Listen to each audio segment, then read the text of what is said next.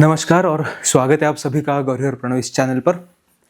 इस बार मैं जो किताब लेकर आया हूँ वो किताब भी मैंने पुणे बुक फेस्टिवल में ख़रीदी थी और मुझे लकीली ये चांस भी मिला था कि मैं इस ऑथर से मिलूं और उनसे दो वाक्य बोल पाऊँ और उनके साथ सेल्फी खींच सकूँ। उनका नाम है अक्षत गुप्ता और उनकी एक नई सीरीज़ जो आ रही है उसका पहला वॉल्यूम या फिर पहला पार्ट रिलीज़ हुआ था जो आज हम बुक रिव्यू करेंगे, the Naga warriors battle of Gokul volume 1 by Akshat Gupta.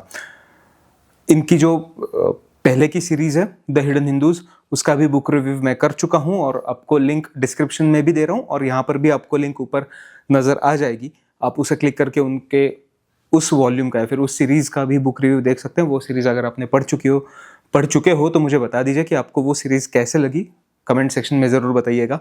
और वो मैं इसलिए पूछ रहा हूँ क्योंकि इस सीरीज़ के पहले हम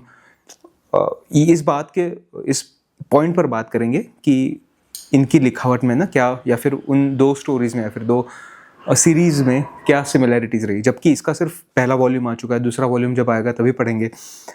पहला वॉल्यूम, इसके भी पहले वॉल्यूम ने वही काम किया है जो हिडन हिंदूज के पहले वॉल्यूम ने काम किया था, एक्साइटमेंट बढ़ाने का। आप इस किताब को पढ़ के कोई भी कंक्लूजन पर नहीं आओगे।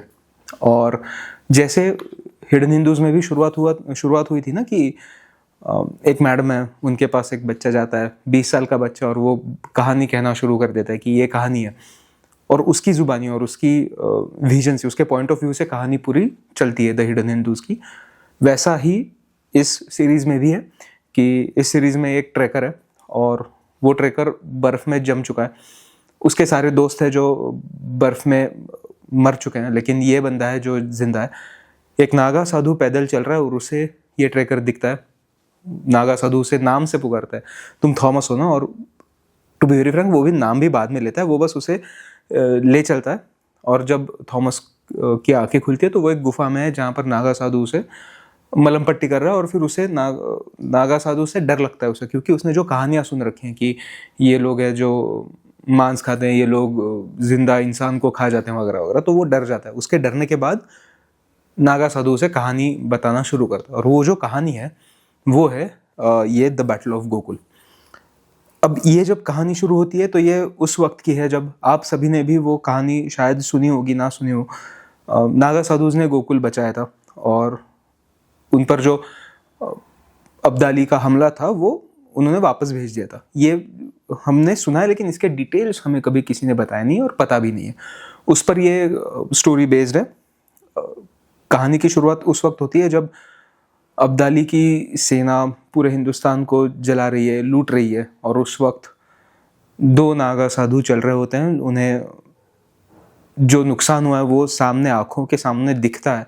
एक गांव जलता हुआ दिखता है। वो आकर पीठाधीश को बोलते हैं जो उन्होंने देखा, और फिर पीठाधीश बोलते हैं कि हम गोकुल में 21 दिन बाद प्रतिपदा के दिन मिलेंगे सब।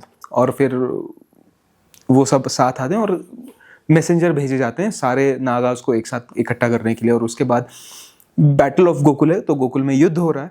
गोकुल के युद्ध में एक तरफ गिने चुने नागा साधु हैं और एक तरफ हजारों की फौज है अब्दाली की। अब्दाली का भी कोई एक सरदार है जो लड़ रहा है, अब्दाली खुद नहीं लड़ रहा।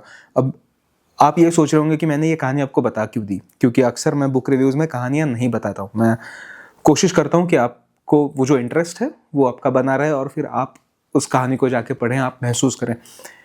लेकिन वो सारा काम इनकी फर्स्ट वॉल्यूम ने कर दिया है ऑलरेडी। ये कहानी पूरी भी नहीं हुई है, इससे इंटरेस्ट जग चुका है और आगे आने वाले वॉल्यूम्स की उत्कंठा है, उत्सुकता है। तो ऐसे में मुझे नहीं लगता कि मैंने कहानी ना बोलना कुछ बेहतर कर पाएगा। जबकि अगर मैं कहानी ना बताऊं तो शायद नुकसान होगा, शायद आपको पढ़ने में इंटरेस्ट ना आए। इसमें कितने कैरेक्टर्स हैं, उन कैरेक्टर्स का क्या होता है, वो कैरेक्टर्स कहाँ से आते हैं, ये सब आप इस किताब में पढ़िए। मेन जो कैरेक्टर्स हैं अजा और Shambhu ji. Aja is a leader of Nagas, Shambhu ji उसके गुरु हैं।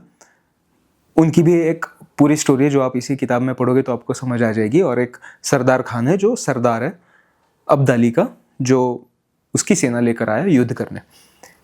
इस पूरे नावल में मुझे खास बात ये लगी है ना कि ये पूरा नावल करीबन 200 240 पन्नों का है और पूरे 240 पन्नों में डिस्क्रिप्टिव बैटल है जो रेयरली देखने मिलता है, या फिर ऐसा बहुत कम बार होता है कि एक ही युद्ध चल रहा है, फिक्शन है, आप उसे पढ़े जा रहे हो और आपका इंटरेस्ट कहीं खोया नहीं है।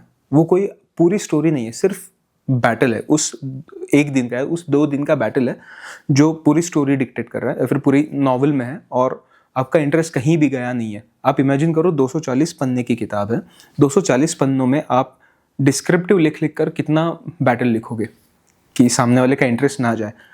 तो ये करामात है अक्षत गुप्ता की, तो ये तो क्रेडिट उनको मिलना चाहिए कि उन्होंने करीबन 250 पन्ने सिर्फ बैटल लिखा है। और जब आप नॉवल लिखते हो या फिर आप जब नॉवल किताब पढ़ रहे हो, समझो जब आप मूवी देख रहे होते हो तो एक्सपीरियंस अलग होता है, जब आप किताब लिख रहे हो या फिर आप जब किताब पढ़ रहे हो तो राइटर आपको सारी प्रेप या फिर उस युद्ध की भी सारी तैयारियां नहीं लिख के दिखा सकता ना, फिर वो आपका एलिमेंट ऑफ सरप्राइज निकल जाता है जब आप वो युद्ध देखना शुरू करते हो। तो वो प्रिपरेशन भी अभी नहीं बता सकते हैं, वो युद्ध ही दिखा सकते हैं। तो उन्होंने 250 पन्ने युद्ध ही दिखाया है, और फिर उसमें एलिमेंट्स ऑफ सरप्राइजेस हैं जो आप पढ़ना शुरू करते हो तो आपको और अच्छा लगता है, आपको पसंद आने लगता है कि यार अच्छा ये लिंक वहाँ पे चली गई, अच्छा उन्होंने पहले ये लिखा था अब ये आ गया, और इसके चेन रिएक्शंस और भी होंगे या फिर इसके कॉम्बिनेशन, इसके लिंक्स और ज़्यादा होंगे क्योंकि ये सिर्फ फर्स्ट वॉल्यूम है।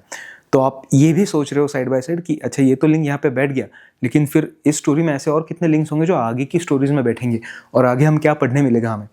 तो ये पूरी एक्साइटमेंट हमेशा जगी रहना आपकी। मैं ये किताब रख नहीं पाया था, मैंने एक किताब पढ़ना शुरू की और मैंने ये पूरी की, और अभी मैं आपके सामने बुक रिव्यू कर रहा हूँ। तो अगर एक बार आप ये किताब उठा लो तो आप इसे रख नहीं सकते, इतनी अच्छी है ये किताब। और जैसे सांघवी सर हैं, जैसे अक्षत गुप्ता सर हैं, या फिर जो कोई भी हिस्टोरिक राइटर्स हैं, जैसे अमीश त्रिपाठी भी जी हैं, तो अमीश त्रिपाठी जी भी हैं, तो इन सब में क्या होता है ना, they are very proud of their history, they are very proud of their culture. तो जब आप इनकी किताबें पढ़ना शुरू करते हो, ये डिस्क्रिप्टिव उतनी नहीं रहती जितनी एक्सप्लेनेटरी होती है, जितना आपको इन्फॉर्मेशन उससे मिलता है। तो अगर ये किताब नागा साधुस के बारे में है तो ये डिस्क्रिप्टिव है कि नागा साधुस कौन है, वो अक्सर कहाँ पे रहते हैं, फिर उनका साधुस में ये क्लैन नागा साधुस ये कैसे पड़ा, ये क्या करते हैं, ये कैसे फॉर्म होते हैं, ये खुद के नाम से और खुद के फैमिलीज के नाम से श्राद्ध पहले करते हैं और फिर नागा साधु बनते हैं। ये मतलब ये रिफ्लेक्शन है इस बात का कि वो अपने आप को भूलकर भी नागा साधु बने। वो इसलिए बने ताकि वो धर्म की रक्षा कर सके, या फिर वो इसलिए बने ताकि सब कुछ भूलकर सोसाइटी का भला कैसे किया जा सके ये सोच सके। और वो सब कुछ कैसे भूला जा सकता है, तो अपने परिवार तक, अपने खुद का भी श्राद्ध उन्होंने पहले ही कर दिया कि I am free from all the responsibilities of my society. तो फिर इसका क्या मतलब है, अब ये मुझे पहले नहीं पता था, ये मैंने किताब पढ़ने के बाद मुझे पता चला। तो ऐसी बहुत सी बातें हैं जो आप इस किताब को पढ़ने के बाद जान पाओगे। जैसे मैंने पहले कहा कि ये जो कोई भी हिस्टोरिक राइटर होता है ना, तो he is very proud of his culture, he is very proud of his history. तो उनके नज़रिए से एक आधी एस्पेक्ट को देखना और समझना बहुत अच्छा होता है, बहुत अच्छा लगता है हमें भी अपने आप को पढ़ते हुए भी। तो मैं तो रेफ़र कर ही रहा हूँ आपको कि द नागा वॉरियर्स ज़रूर पढ़िए। अगर आपने हिडन हिंदूज़ नहीं पढ़ी है तो आप हिडन हिंदूज़ भी पढ़िए। मैं उसकी लिंक दे चुका हूँ ऑलरेडी, मैं उसकी लिंक डिस्क्रिप्शन में भी दूंगा। ये किताब आप कहाँ से खरीद सकते हो, तो अमेज़ॉन पे अवेलेबल दिख रही है, मोस्टली क्रॉसवर्ड में या फिर किसी भी बुक स्टोर में आपको ये अवेलेबल मिलेगी, तो आप वहाँ से भी ज़रूर पढ़िए।